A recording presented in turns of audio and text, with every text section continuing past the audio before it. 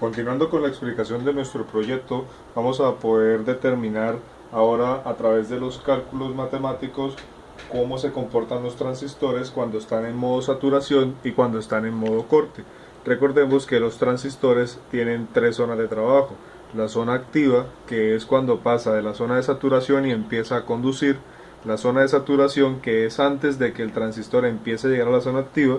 Y la zona de corte, que es cuando el transistor no tiene conducción de corriente entre el colector y el emisor. Entonces vamos a pasar a notar estos estados que tenemos aquí y he denominado switch 1 y switch 2 dentro de nuestro circuito. Entonces vamos a definir nuestro primer estado, el estado 1. Entonces, ¿qué pasaría si S1 estuviera cerrado y S2 estuviera abierto? Cuando pasa esto, entonces vamos a dibujar nuevamente nuestro circuito y vendría nuestra fuente que viene conectada a tierra y vamos a olvidar todo lo que no tenemos en este momento del estado 1. Vendría nuestro voltaje recorriendo este camino.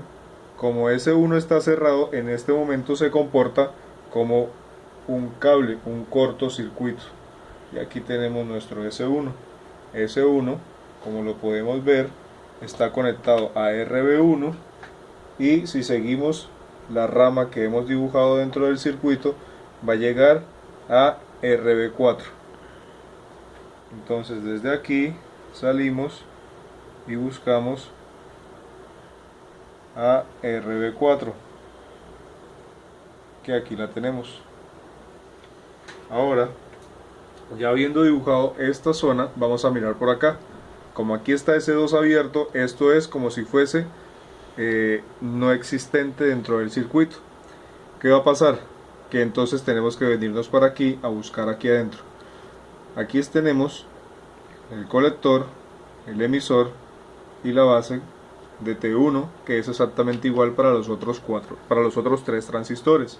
Entonces ahora aquí vamos a dibujar lo que sigue y aquí vamos a encontrar la terminal emisor, aquí la terminal colector de nuestro transistor T1. Seguimos, aquí venimos a determinar otra vez el colector y el emisor de T2, pero recuerden que S2 está abierto y si miramos esta rama, S2 está conectado a RB2. Como RB2 no existe, entonces nuestra terminal de base queda abierta. Ahora seguimos nuestro sentido de la corriente y venimos al motor que estamos energizando, del cual nos estamos aprovechando para hacer los giros. Y si vemos, acá tenemos ahora el otro transistor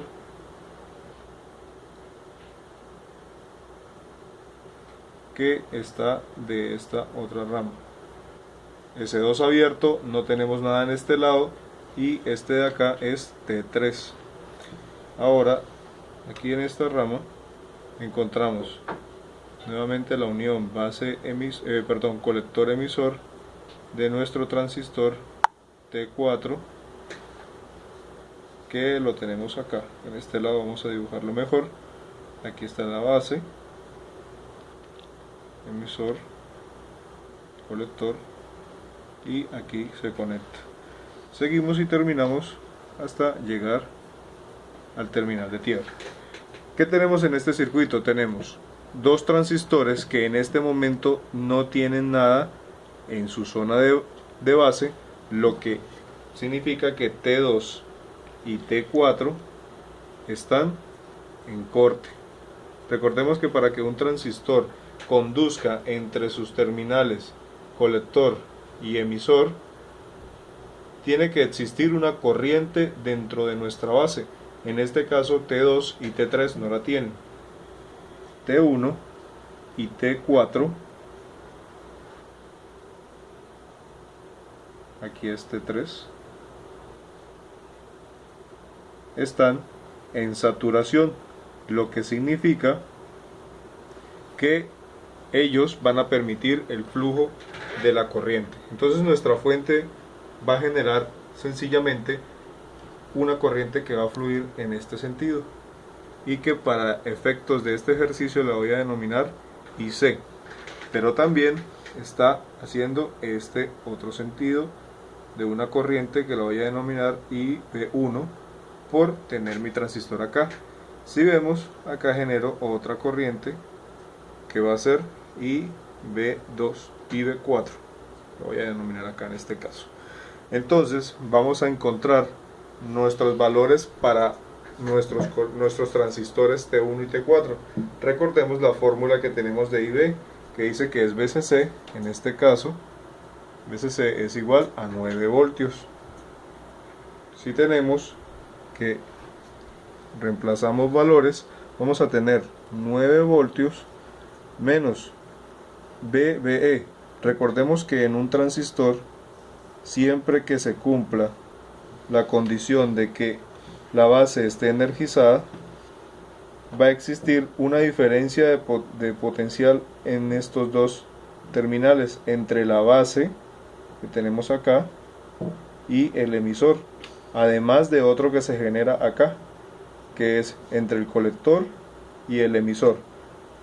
Esta unión que tenemos es la unión de un material, en este caso como es un transistor NPN, de una unión N con una unión P, de una unión P con una unión N, y está funcionando como un diodo. Por tanto, el voltaje VBE va a ser igual a 0,7 voltios, que es la caída de tensión que existe en un diodo. Dividimos entre RB. Si miramos nuestra condición inicial, RB1, RB2, RB3 y RB4 son igual a 330 ohmios.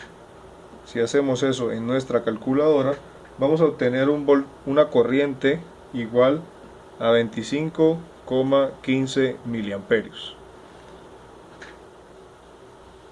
Siguiendo con los cálculos, podemos ver que lo que tenemos en IB1 es exactamente igual a lo que tenemos en IB4. Por tanto, IB1 va a ser igual a IB4. Ahora ya tenemos nuestras corrientes de bases. Necesitamos nuestro voltaje colector emisor. Nuestro voltaje colector emisor, si reemplazamos la fórmula, tenemos VCC, que vale 9 voltios, y RC por IC. Si nos damos cuenta, aquí dentro de nuestro circuito no tenemos una resistencia ni en el primer transistor ni en el segundo transistor, lo que significa que los dos transistores van a tener un voltaje igual al que tenemos en VCC, con la mínima caída de tensión que existe dentro de nuestro motor, que si recordamos, por ser una bobina, su resistencia es muy poca. Por tal motivo, nuestro voltaje colector emisor para este caso va a ser de 9 voltios. Ahora, este siendo un transistor 2N2222A, traen una ganancia beta entre 100 y 300. Si aplicamos la fórmula, entonces podemos obtener nuestra corriente de colector, despejándola de la fórmula original, y decimos que es IB por beta. Cogemos nuestro valor mínimo y decimos que va a ser entonces la corriente de colector igual a IB, que nos dio 25,15 miliamperios, que multiplica a 100, que es la beta, y eso nos va a dar aproximadamente 0,25 amperios, y esa sería la corriente de colector que tenemos dentro de nuestro circuito. Con eso hemos determinado cuál es la corriente de base, el voltaje colector emisor y la corriente de colector. Recordemos que esto que tenemos aquí es exactamente igual para cuando cerremos el switch S2. o para cuando tengamos el segundo estado. Si ustedes lo quieren comprobar, se podrán verificar al tener los mismos valores de las resistencias que los valores obtenidos van a ser exactamente iguales.